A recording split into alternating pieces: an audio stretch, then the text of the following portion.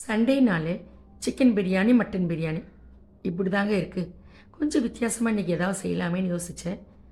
சிக்கனை வச்சு ஹரி சிக்கன் புலாவ் பண்ணால் என்னான்னு ட்ரை பண்ணேன். சூப்பராக வந்துருந்ததுங்க. அந்த ரெசிபி தான் இன்றைக்கி நான் உங்களுக்கு ஷேர் பண்ணுறேன். ஒரு மிக்ஸி ஜாரில் பச்சை மிளகாய், கொத்தமல்லி, புதினா, லெமன் ஜூஸ், கொஞ்சமாக தண்ணி சேர்த்து நல்லா பேஸ்ட்டாக அரைச்சி எடுத்துகிட்டு 1.5 கிலோ சிக்கன் எடுத்துருக்கேன் லெக் பீஸாக.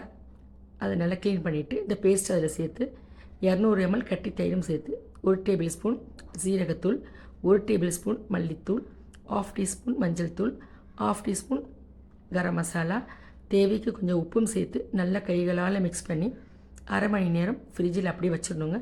அடுத்து ஒரு அடிகனமான பாத்திரத்தை அடுப்பில் வச்சு அதில் நெய், எண்ணெய் சேர்த்து 1 டேபிள் ஸ்பூன் ஜீரகம் சேர்த்து பட்டை, லவங்க, ஏலக்காவும் சேர்த்து அது ப்ரௌன் ஆனதும் வெங்காயம், இஞ்சி பூண்டு விழுது, பச்சை மிளகாய் சேர்த்து அதுவும் ப்ரௌன் ஆனதும் நம்ம ரெடி பண்ணி வச்சுருக்க சிக்கன் மசாலாவையும் அதில் சேர்த்து அப்படி ஒரு 5 நிமிஷம் மூடி போட்டு லோ ஃப்ளேமில் வேக விடலாம்.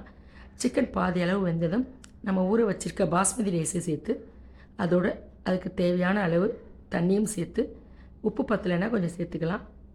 மூடி போட்டு நல்லா கொதி வந்ததும் மறுபடியும் மிக்ஸ் பண்ணி அப்படியே லோ ஃப்ளேமில் மூடி வச்சுட்டோன்னா ஒரு 5 நிமிஷம் தாங்க சூப்பரான ஹரி சிக்கன் புலாவ் ரெடிங்க. இதுக்கு வேறு எதுவுமே தேவையில்லை. வெங்காய தயிர் இருந்தாலே போதுங்க, அவ்வளோ டேஸ்ட்டாக இருக்கும்.